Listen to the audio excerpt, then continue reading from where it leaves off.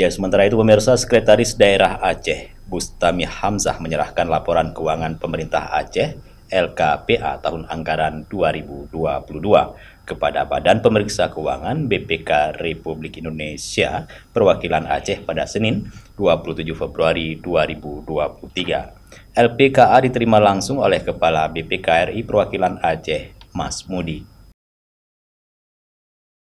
Bustami menyebutkan penyerahan LKPA 2022 merupakan yang tercepat sejak tahun awal, walaupun peraturan pemerintah nomor 12 tahun 2019 mengamanatkan batas akhir penyerahan laporan keuangan pemerintah daerah paling lambat 3 bulan setelah tahun anggaran berakhir.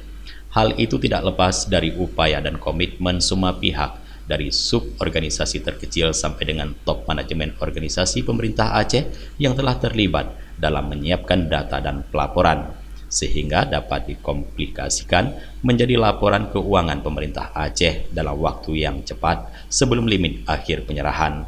Pemerintah Aceh sangat bersyukur dengan melandainya COVID-19 membuat capaian realisasi pendapatan tahun 2022 juga ikut naik, di mana pada tahun 2022 capaian percepatan sebesar 13,83 triliun atau 103,16% dan capaian realisasi belanja sebesar 15,77 triliun atau 94,10% dari yang ditetapkan.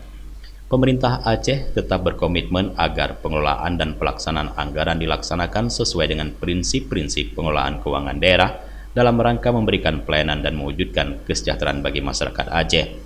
Selain opini wajar tanpa pengecualian WTP dari BPK RI yang telah diperoleh pemerintah Aceh secara berturut-turut sejak tahun 2015, menjadi pemicu semangat dalam pelaksanaan pengelolaan keuangan Aceh transparan dan akuntabel, agar terwujud tata kelola keuangan daerah yang baik dan terus dapat mempertahankan kembali opini WTP.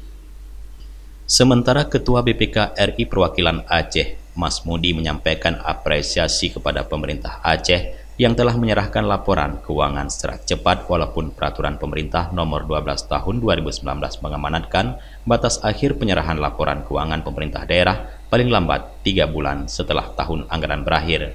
BPK berharap laporan keuangan ini dibarengi dengan kualitas laporan yang juga ikut meningkat.